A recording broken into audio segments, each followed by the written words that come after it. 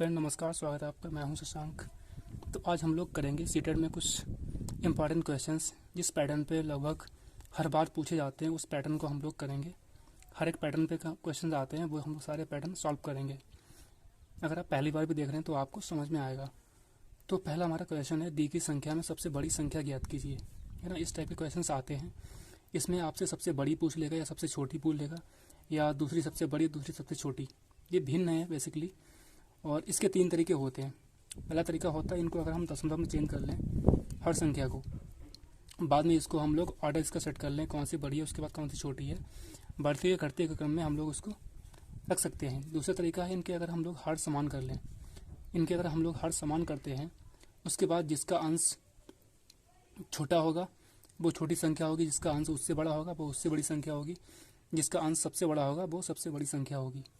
अगर इनके हम अंश समान करते हैं, मान लिया अगर इनके हम लोग अंश समान कर लेते हैं, तो जिसका हर सबसे छोटा होगा वो संख्या सबसे बड़ी होगी, जिसका हर उससे छोटा होगा वो उससे बड़ी संख्या होगी, जिसका हर उससे छोटा होगा वो उससे बड़ी संख्या होगी। यानी कि जिसका हर सबसे छोटा वो संख्या सबसे छोटी, जिसका हर सबसे बड़ा वो संख्या सबसे छोटी।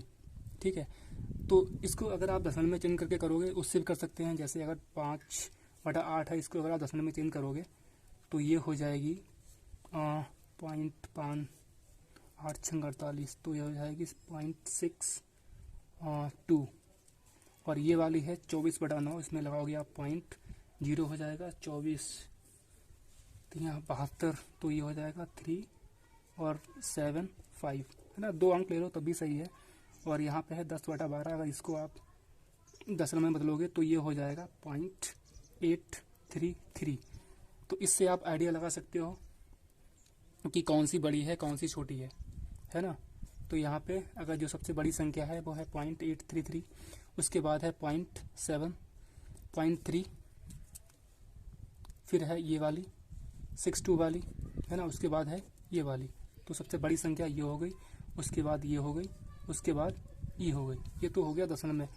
लेकिन दशमलव बदलने में बहुत टाइम खर्च होता है ना। आपको गुणा भाग बहुत सारी करनी पड़ेगी। तो इसको हम लोग, दूसरा तरीका है हर समान करके, और उसके बाद है अंश समान करके। तो हम लोग तीसरा वाला करेंगे अंश समान करके। तो हमारे पास जो भिन्न है वो है 5/8, 9/24 और है 10/12।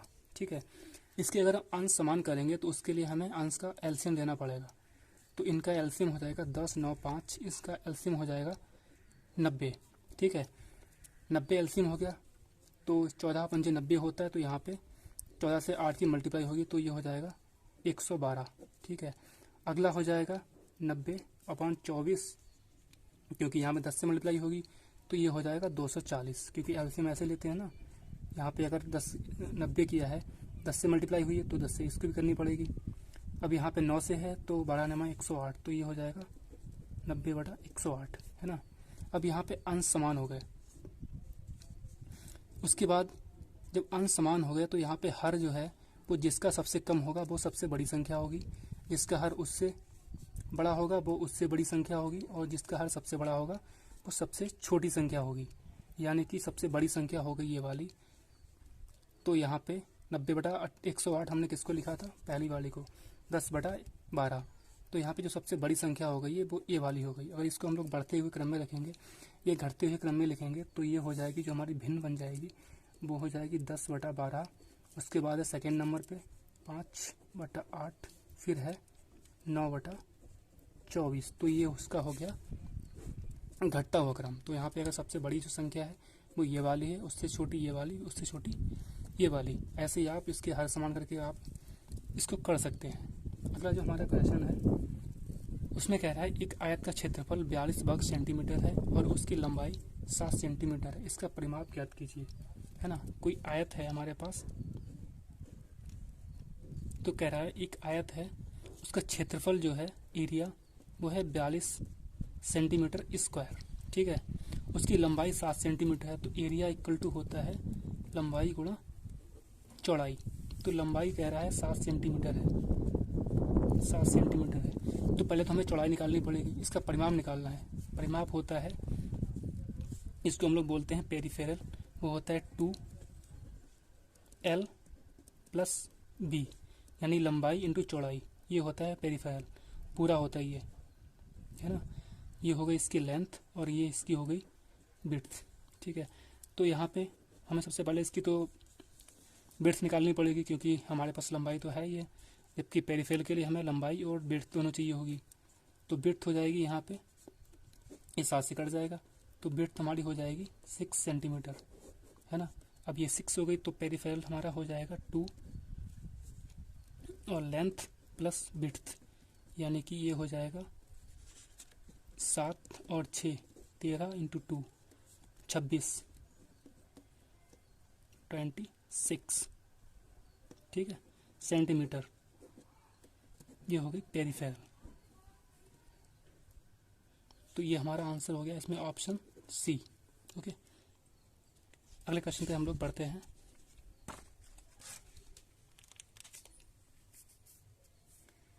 अगला हमारा क्वेश्चन है, उसमें कह रहा है 10 से 60 तक विषम संख्याओं का योग कितना होगा, ठीक है।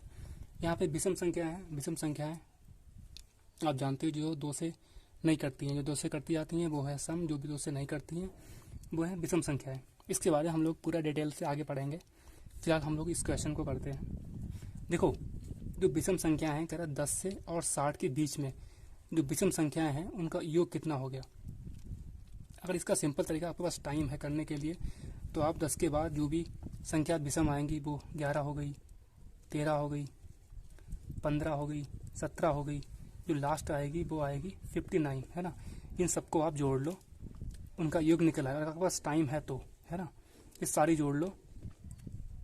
10 से बाद आती हैं 11 और 60 से पहले ही, क्योंकि इनके बीच में कह रहा है ये तो सम है और ये भी सम है, तो ये हो गए लास्ट 59 और पहली हो गई 11। इन सबको आप ऐड कर लो जो भी बीच में आती हैं, तो आपका योग निकल आएगा, है ना। एक तो ये तरीका होता है, लेकिन ये हम लोग एग्जाम में इस तरीके से नहीं कर सकते हैं।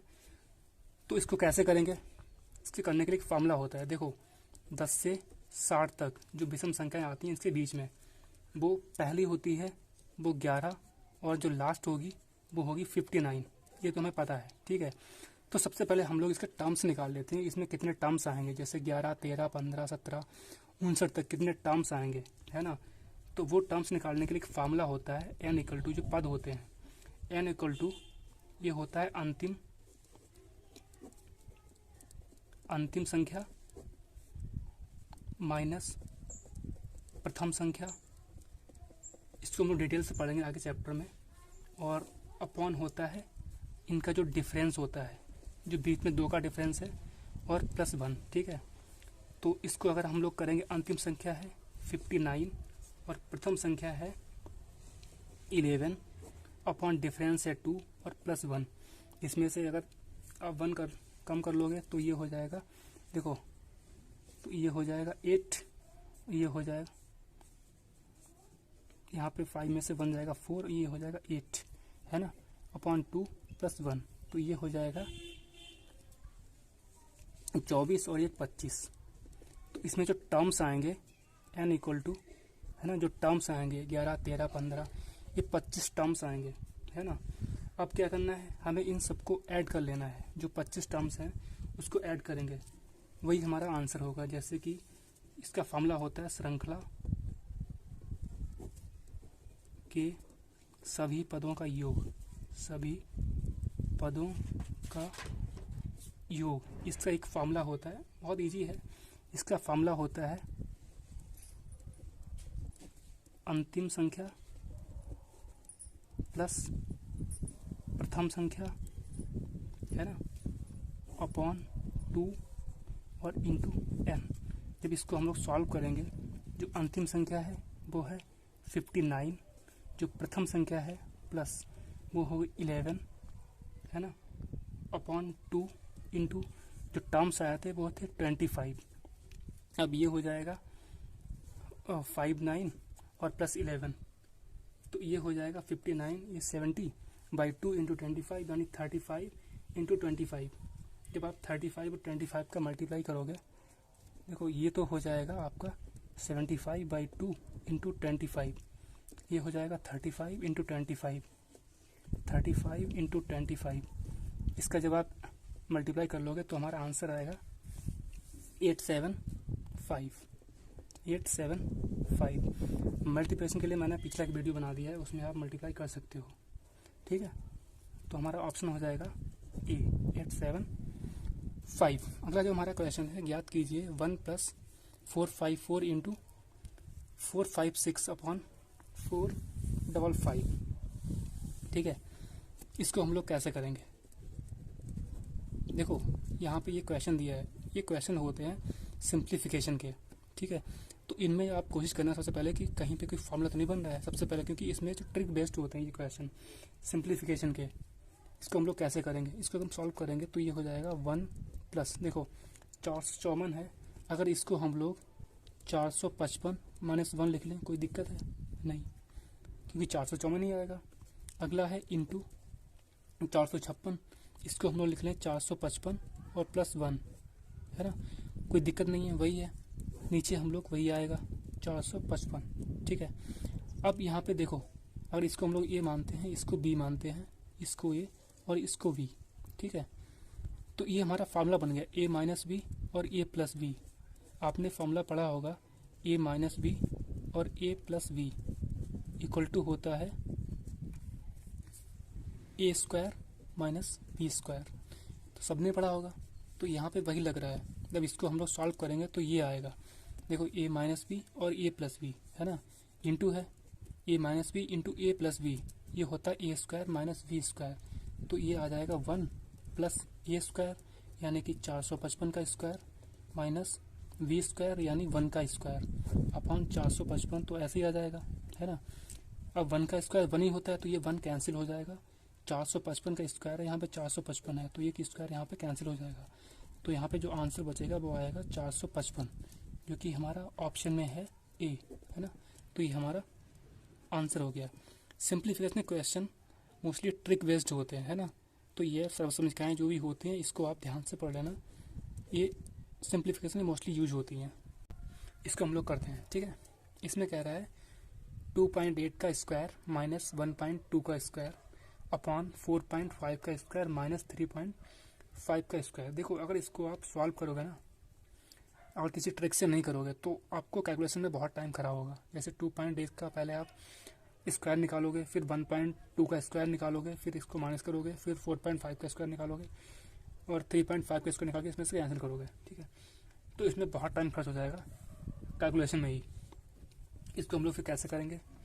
देखो यहाँ पे हमें दिख रहा है फॉर्मूला बन रहा है यहाँ पे, इसको अगर हम ए मान लें ना, पूरी वैल्यू को ए स्क्वायर और ये माइनस वी स्क्वायर, है ना। मैंने बताया था A square minus V square का जो फार्मूला होता है A square minus V square equal to, पिछले मैंने क्वेश्चन पढ़ा था A plus V into A minus V, है ना, ये इसका फार्मूला होता है। तो यहाँ पे यही फार्मूला बन रहा है, A square minus B square का फार्मूला बन रहा है, और यहाँ पे भी बन रहा है A square minus B square, क्योंकि इसको अगर हम ए मान लें, इसको अगर बी मान लें, है ना, तो ए स्क्वायर माइनस बी स्क्वायर, यहाँ पे भी फार्मूला बन रहा है। तो इसका फार्मूला होता है ए प्लस बी और ए माइनस बी, यानी 2.8, है ना, plus 1.2 A plus B into A minus B, यानी 2.8 माइनस 1.2, ऐसे ही अपॉन में हो जाएगा,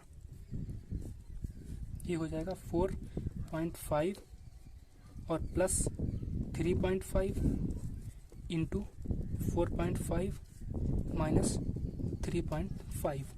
इसको अगर आप सॉल्व कर लोगे तो ये हो जाएगा 2.8 प्लस 1.2, ये हो जाएगा 4, और ये हो जाएगा 2.8 माइनस 1.2, ये हो जाएगा 0.6, ये हो जाएगा 1.6। ठीक है, इसको अगर सॉल्व करोगे तो 4 7, ये हो जाएगा 8 इंटू ये हो जाएगा 5 0, ये हो जाएगा 1, तो ये हो जाएगा 8 इंटू 1। ठीक है, अब यहाँ पे 4 2 से कैंसिल हो जाएगा, अब 2 से यहाँ पे करोगे तो ये हो जाएगा 0.8, है ना, जो कि हमारा आंसर है ए, है ना। 0.8 हमारा आंसर हो गया।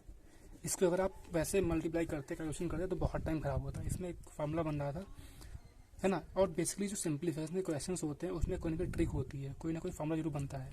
ठीक है, चलिए तो अगला जो हमारा क्वेश्चन है इसमें कह रहा है x इक्वल टू 0.172 है, तो 250x का वैल्यू क्या होगा। ठीक है, क्वेश्चन में इनडायरेक्टली पूछ रहा है कि जो हमारा पॉइंट कुछ नहीं, इसमें मल्टीप्लाई करना है 1.172 इंटू 250, है ना,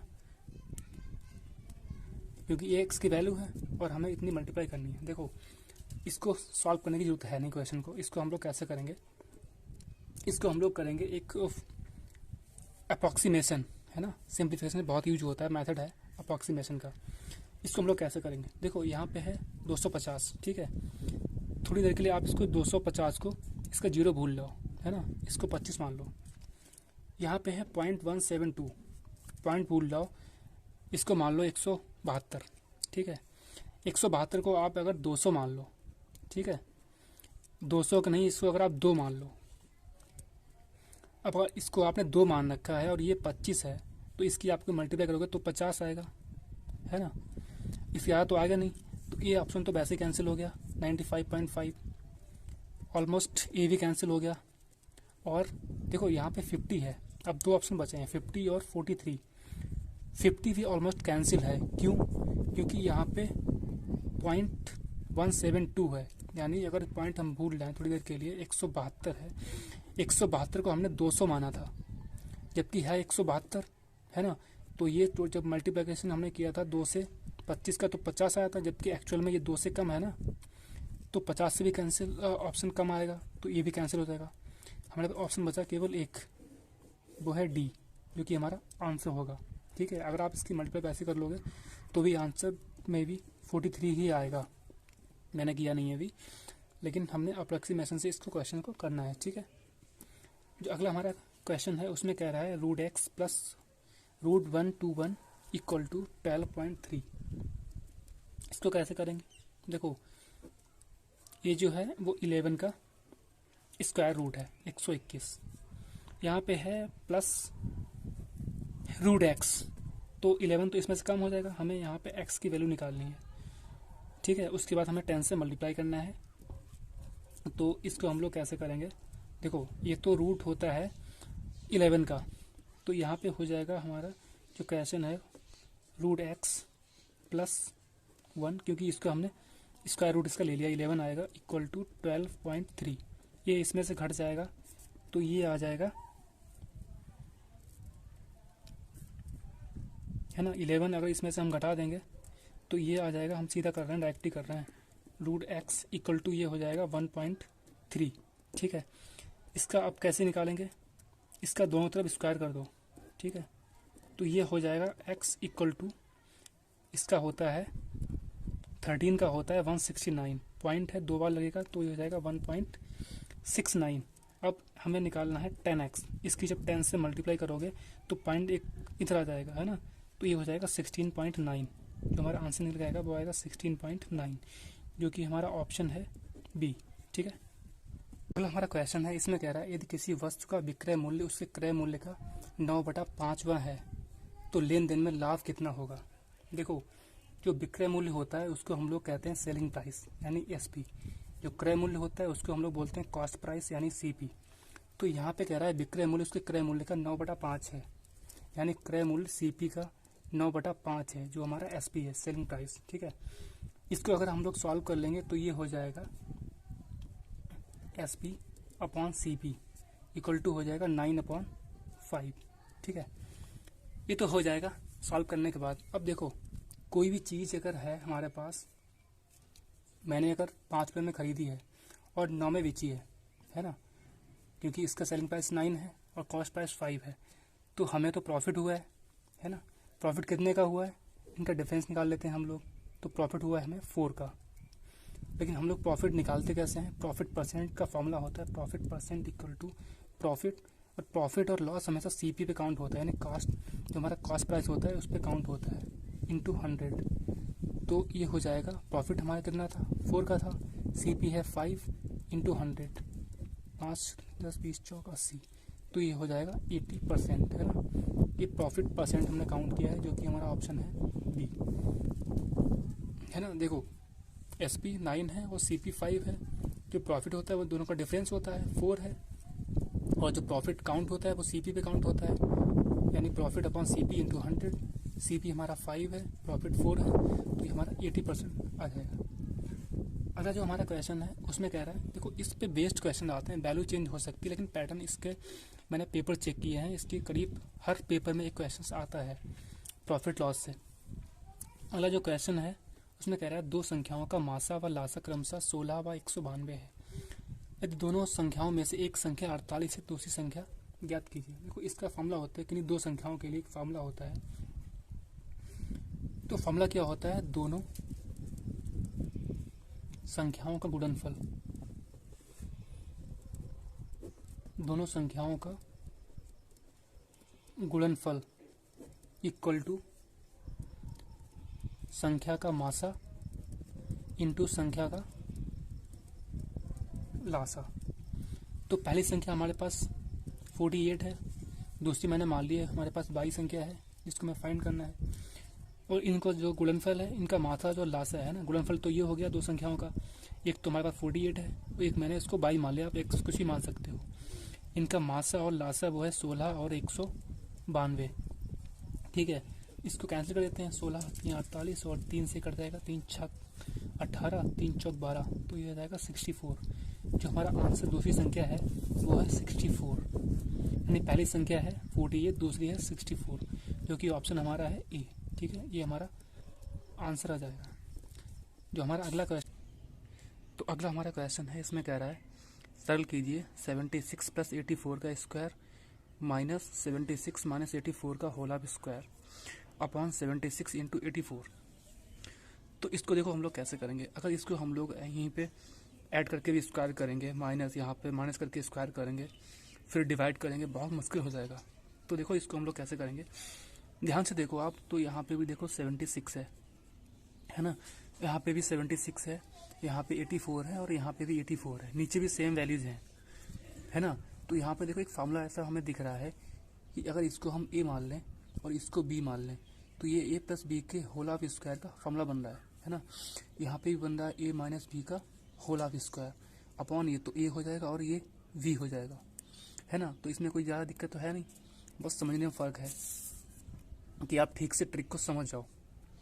अब इसको हम लोग कैसे करेंगे, अब बस फार्मूला खोल दीजिए, यहाँ पे ए प्लस बी के होल ऑफ स्क्वायर का फार्मूला होता है ए स्क्वायर, हम वैल्यू भूल रहा हूँ थोड़ी देर के लिए क्योंकि वैल्यू में कोई लेन देन नहीं है, क्या है क्या नहीं है, ठीक है।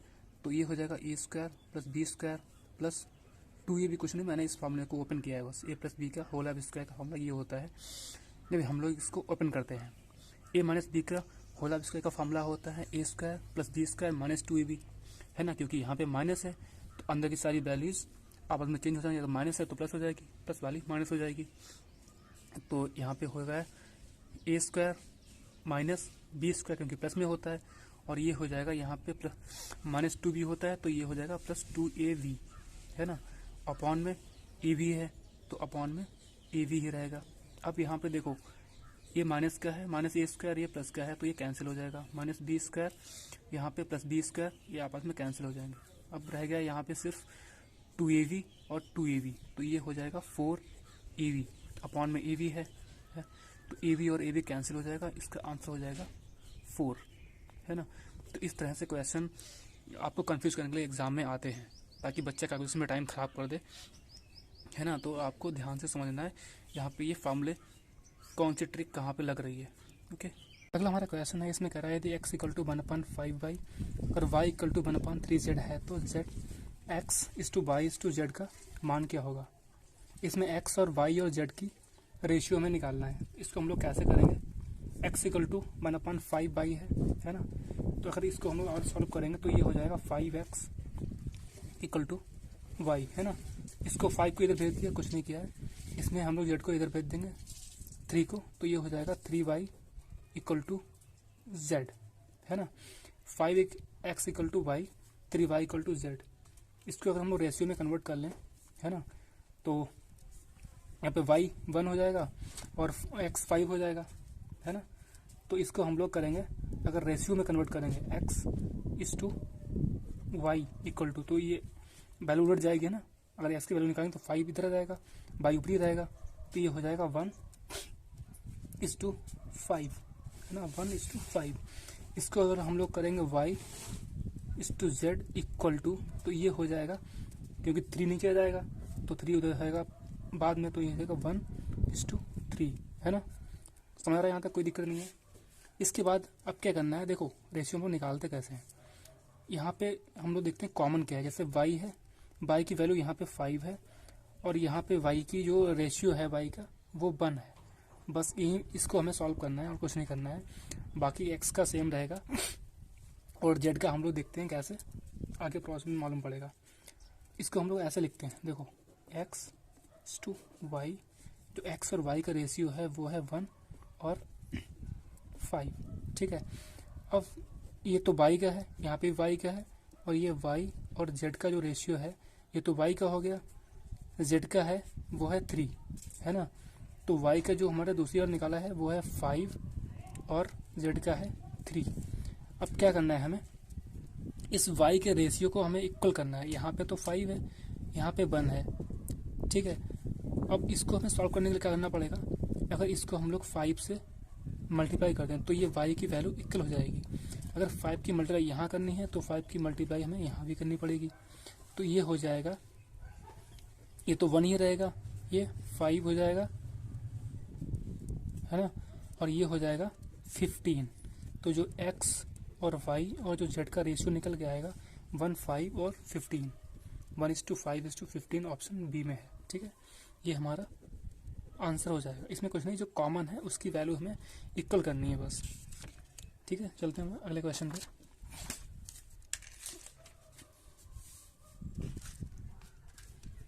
तो अगला हमारा क्वेश्चन है, इसमें कह रहा है एक फार्म में गायें और मुर्गियां हैं, यदि सिर गिने जाएं तो 180 हैं, यदि टांगें गिनी जाएं तो 420 हैं। फॉर्म में गायों की संख्या कितनी है, ठीक है। तो इस टाइप के क्वेश्चंस आते हैं एग्जाम में, रिपीट होते हैं। तो इसमें हम लोग मानेंगे, है ना, माना फॉर्म में गायों की संख्या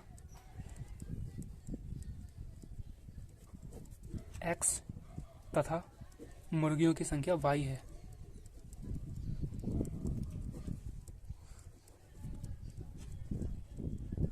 मुर्गियों की संख्या y है, ठीक है।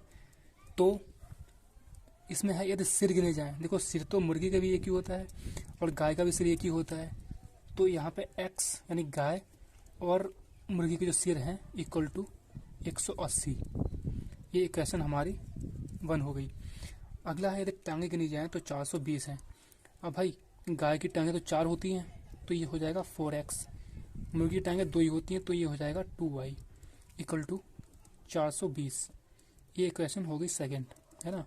हमें गायों की संख्या निकालनी है, यानी x की वैल्यू निकालनी है, जो हमने यहाँ पे मान रखी थी। गायों की कुल संख्या x है, ठीक है। तो हमें x की वैल्यू फाइंड करनी है। x की वैल्यू फाइंड करने के लिए हमें y को यहाँ पे कैंसिल करना पड़ेगा। तो अगर हम इक्वेशन फर्स्ट में 2 से मल्टीप्लाई कर दें और इक्वेशन सेकेंड से घटा दें, ठीक है। जब यहाँ पे 2 से मल्टीप्लाई करोगे तो ये हो जाएगा 2x, यहाँ पे हो जाएगा 2y, ये है प्लस इक्वल टू, ये हो जाएगा 360, ठीक है।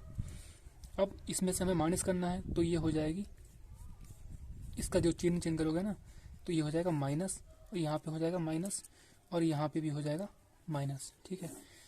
तो यहाँ पे हो जाएगा 2x, क्योंकि 2x यहाँ पे घट जाएगा, ये बाई कैंसिल हो जाएगा, इक्वल टू ये हो जाएगा 60, है ना, 60 + 60 420। 2 से कैंसिल करोगे तो ये हो जाएगा 30, यानी x की इक्वल टू जो वैल्यू है वो हो जाएगी 30। जो गायों की कुल संख्या है फॉर्म में वो है 30, ठीक है। वही हमारा यहाँ पे आंसर निकल के आया था।